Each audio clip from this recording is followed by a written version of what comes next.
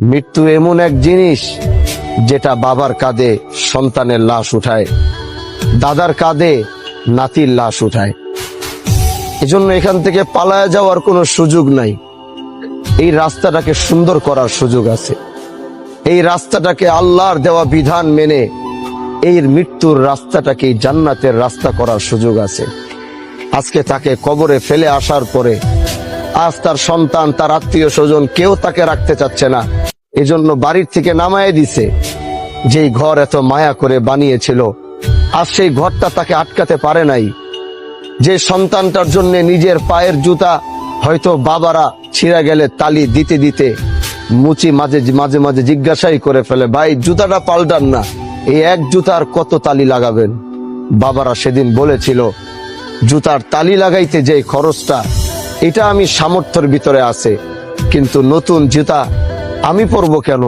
আমার কলিজার টুকরা সন্তানটাকে পরাবো। এক জামায় সেলাই দিতে দিতে জামায় শিলা দেওয়ার আর জায়গা থাকে না। তারা জিজ্ঞাসা করে, ফতুয়াটা পাল্টান না কেন, পাঞ্জাবিটা পাল্টান না কেন? বাবার মনে ওই চাওয়াটাই থাকে, নিজে না পাল্টায় ওই টাকা দিয়ে আমার সন্তানটাকে পরাবো। আজ ওই সন্তানরা তাকে মাটির ভিতরে ফেলে আসবে, যার জন্য তার জীবনের 4 ভাগের 3 ভাগ তিনি খরচ করে ফেলছেন।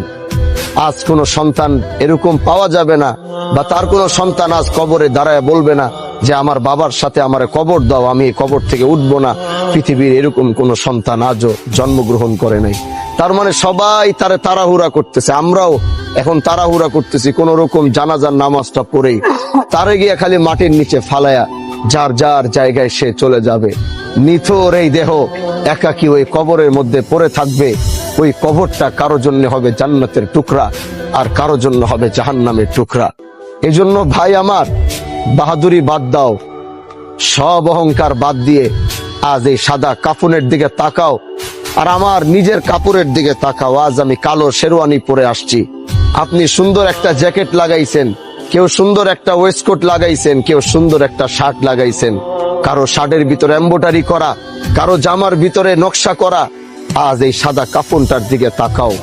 আল্লাহর কসম, আমি হানজালার এই মুহূর্তে মৃত্যু হয়ে গেলে সাথে সাথে আমার এই কালো এই শেরওয়ানিটা খুলে ওই কাপড়টাই আমাকে পরাবে, যে কাপড়ের ভিতরে না কোনো রং আছে, না কোনো ঢং আছে, না কোনো সেলাই আছে। আসো মৃত্যুটাকে স্মরণ করে যেদিন আল্লাহর পথে রওনা হব, ওদিন যেন আমার কোনো ভয় না থাকে।